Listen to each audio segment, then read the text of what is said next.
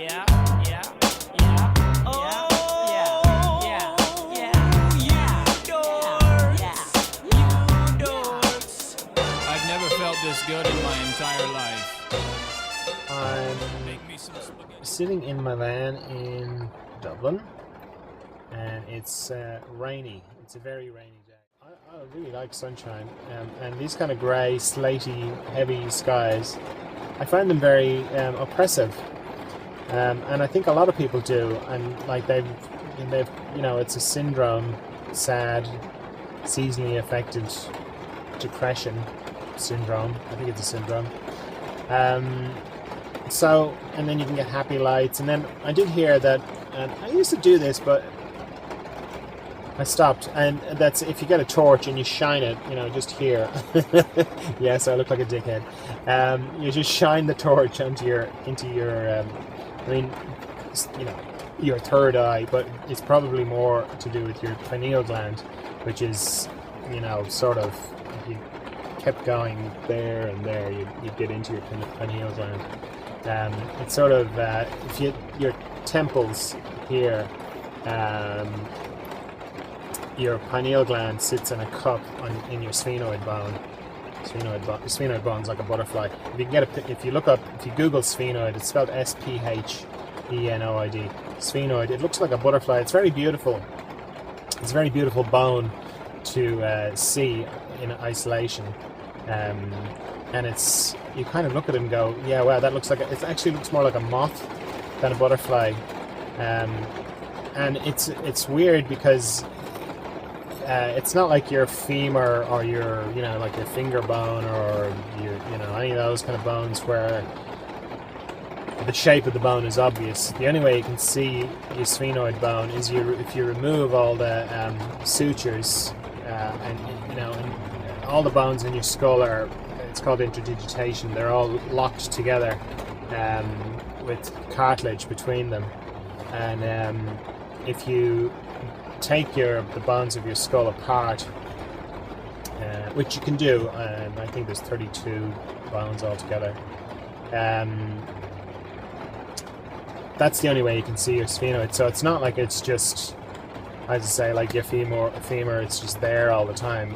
You can only see it if you have to, it's like take the jigsaw puzzle of your skull apart, and then right at the center of it, you've got this bone, your sphenoid bone.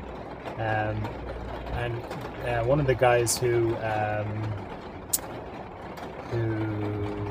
came up with, or I didn't come up with, whatever the word is, like originators of Cranio sacral therapy was an osteopath called William Sutherland, and he was mad about the sphenoid. In fact, there's a story about when he saw the sphenoid, and he in an anatomy museum or whatever, he was struck that it was like gills or something like that. Something to do with the way it was shaped. He thought gills and breathing, and the skull must breathe, and then he started to put his hands on people's heads more and listen out for the he called it more tides, and then another guy came after him, Upledger, got more into rhythms and calling it craniosacral rhythm and trying to measure it and so on and so forth. The point is that you've got this beautiful bone, like a moth, and then your pineal gland sits into a cup that's kind of at the back of it, and the anatomical name for this cup is called the sella tersica, which, when you translate that back from Latin, is roughly a Turkish saddle. And that's I like that image of your pituitary sitting in this saddle, like riding this moth-like bone in your head. Because your pituitary gland, if you hear about it, it's like a big deal, but it's only this tiny little, it's only like the size of a pea. It's pretty small, yet it affects everything in your body. It's a very big gland. It's actually made up of two parts, front part and a back part. But anyway, so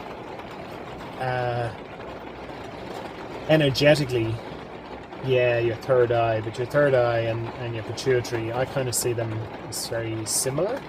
but then I see all physical representations in your body, like all the anatomical structures are just physical representations of energetic structures or internal structures, because the difference between outside and inside, and when I say outside, I mean like outside is what I'm looking at now. I'm looking at the rain, lashing rain on the Liffey, and that's the outside. When I close my eyes, then that's the inside. It's very easy to kind of feel like actually they're one and the same, but they're not, of course, because the inside, when I close my eyes, and I haven't got any visual sense anymore. Well, a little bit I can still sort of see, kind of, or not, I can see, but I can get a sense of the lights. And even if I kind of look up with my eyes closed, I still see shapes and whatever. So my eyeballs are still working. It's different from when you go back. I go back further and further, because for me, inside and outside, the difference between inside and outside is huge. Like I don't take it. I don't believe the outside is as. Well, I don't believe in anything really, but meaning, I don't mean radical here, but like belief.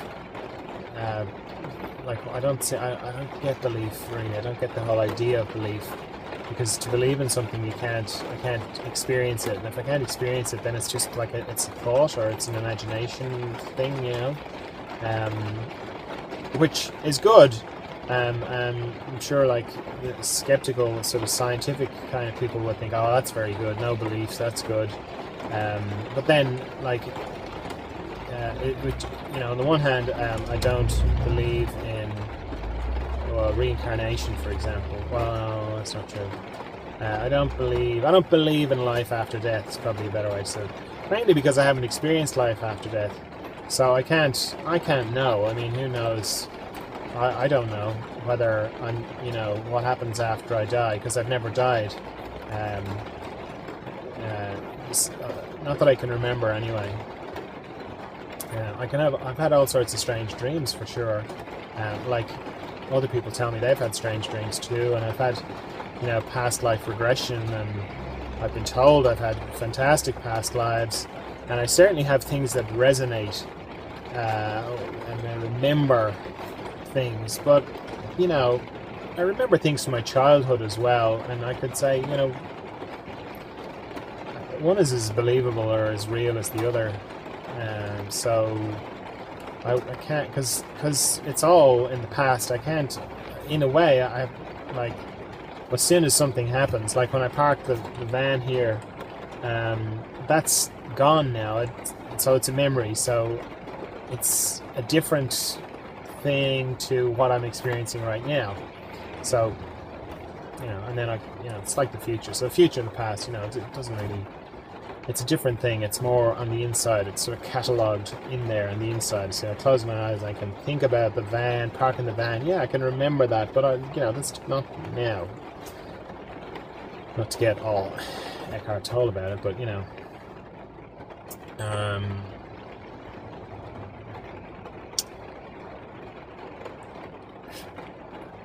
got distracted there with the no and now and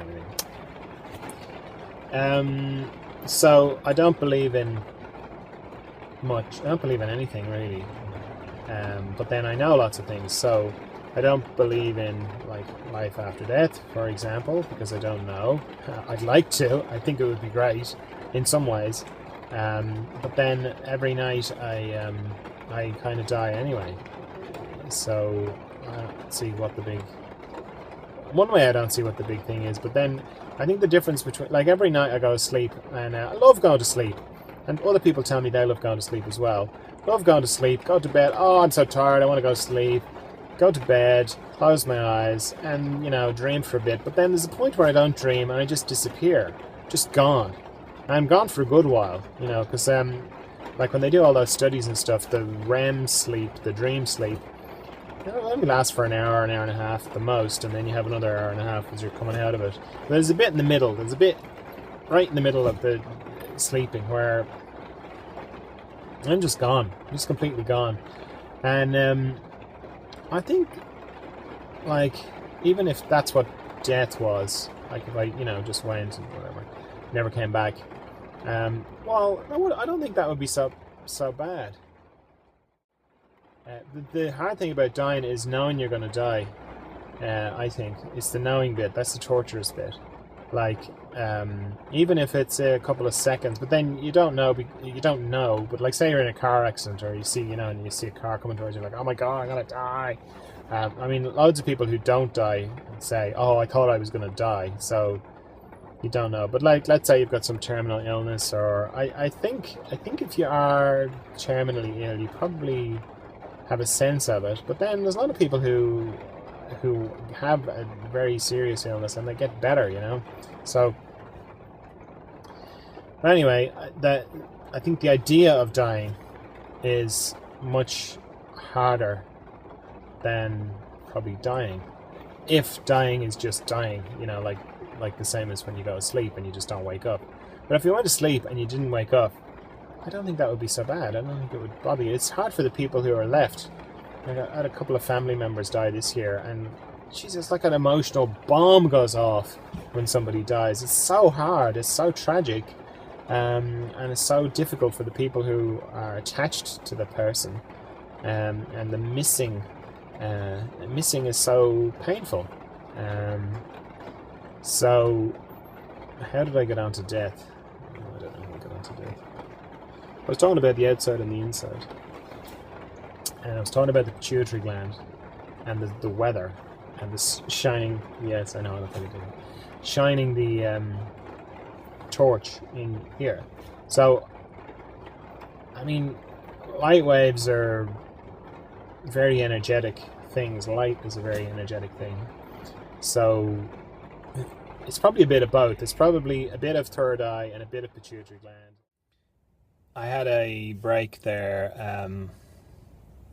I had to go and pick up Mrs. D, my wife Maggie. And it stopped raining now. And I was able to. I remembered to take some video of what I'm looking at the window. This time, I didn't do it the last time. It would have been good, so you could see the rain. So I was saying that the shining the light thing into my third eye pituitary gland area, it's supposed to alleviate the effects of SAD, the syndrome where you get depressed when the weather's not great. And didn't really find it worked, but then I didn't do it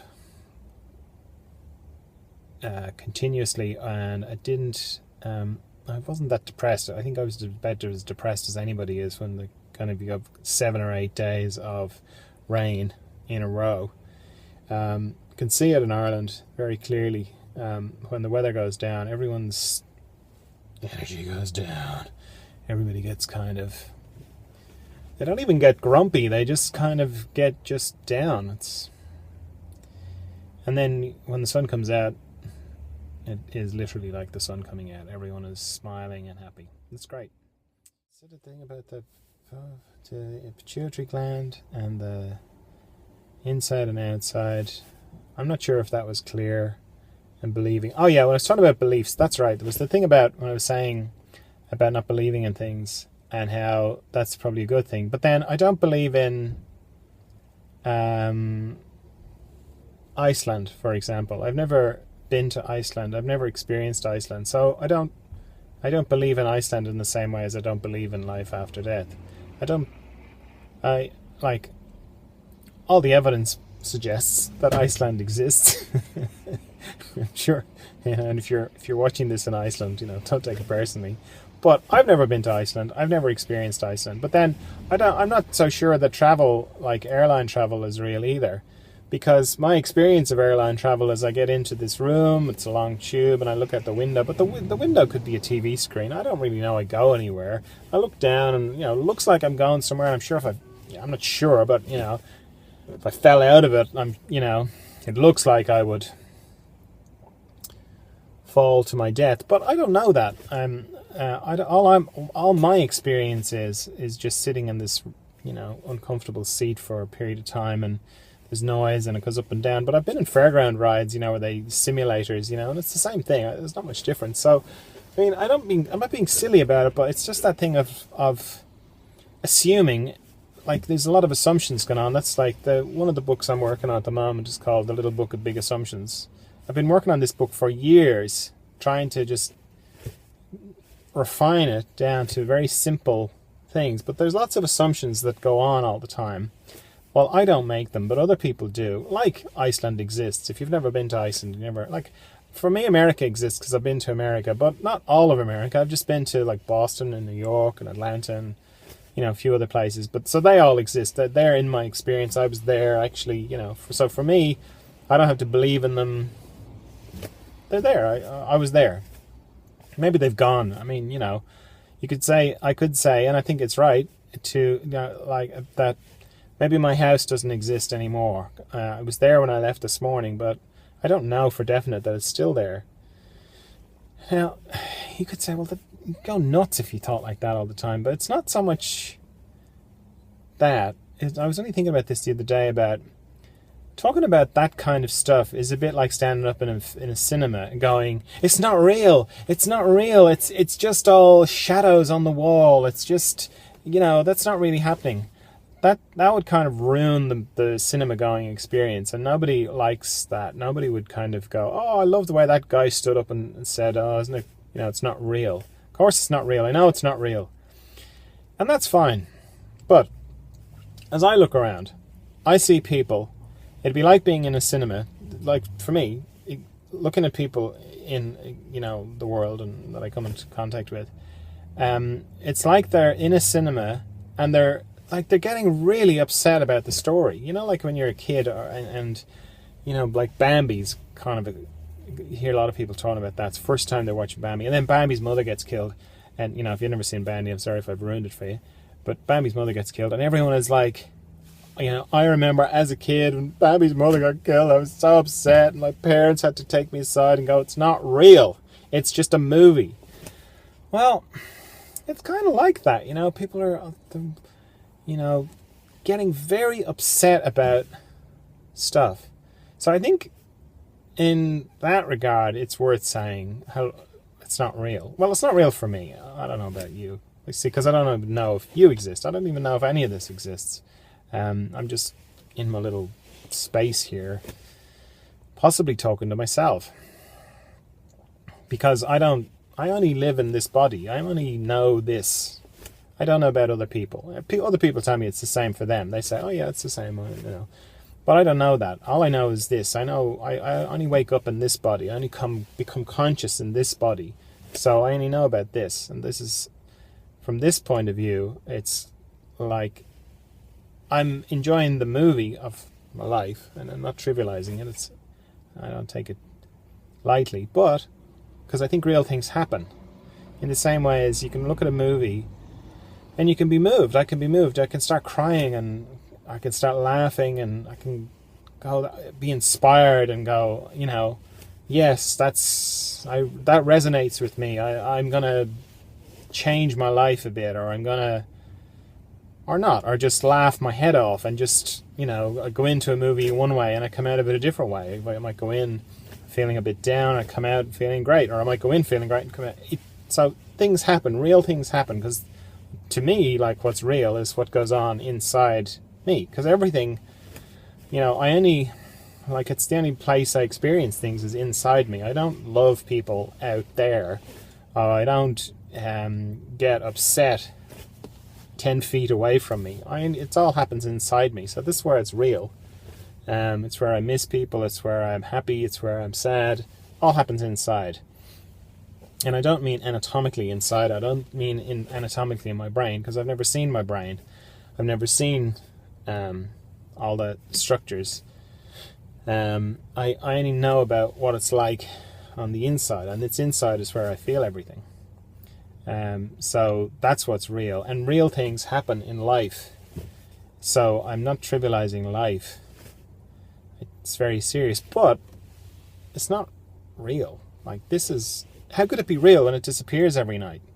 Like, okay, could say it doesn't disappear, it continues on, but I don't experience it continuing on. That doesn't happen. I don't have that experience. I'm told, oh yeah, I was looking at you sleeping, but that happens outside and it happens when I'm awake. I don't experience this that I'm looking at right now, which is great, very interesting and fascinating.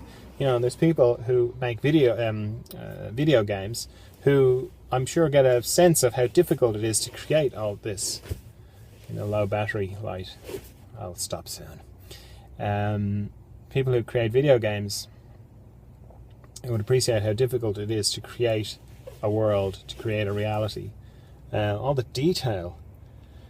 And it's so fascinating. Everything that goes on in life is so fascinating. But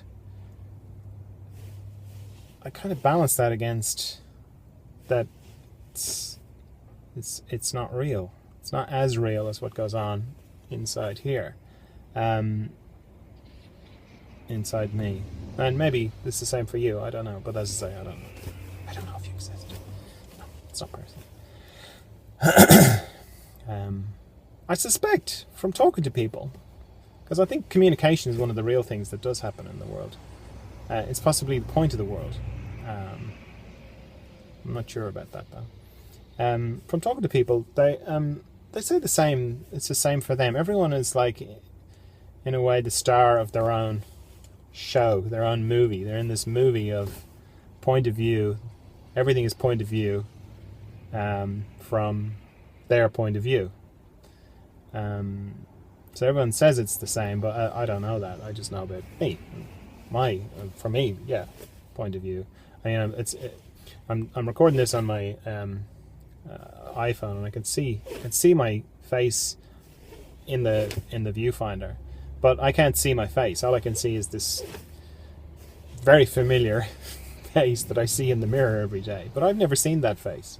Not the same way I see other people's faces. I can see other people's faces, and I know what I look like, but I've never seen my face. So in a way, that's just another assumption that, I have a face. I don't know if I have a face.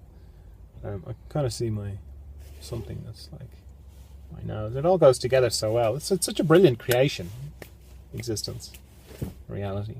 It's so clever. Not clever, but it's so majestic, the world. No, that's not the right word either, but it's just pretty brilliant the way it all goes together.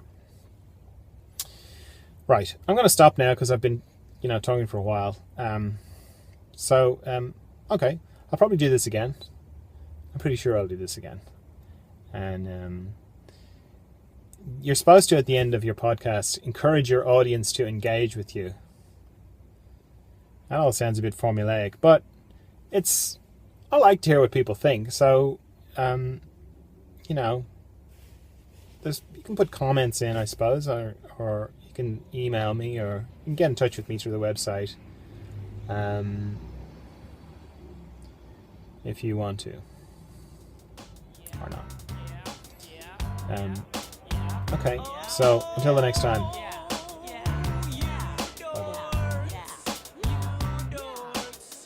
I've never felt this good in my entire life. Make me some spaghetti.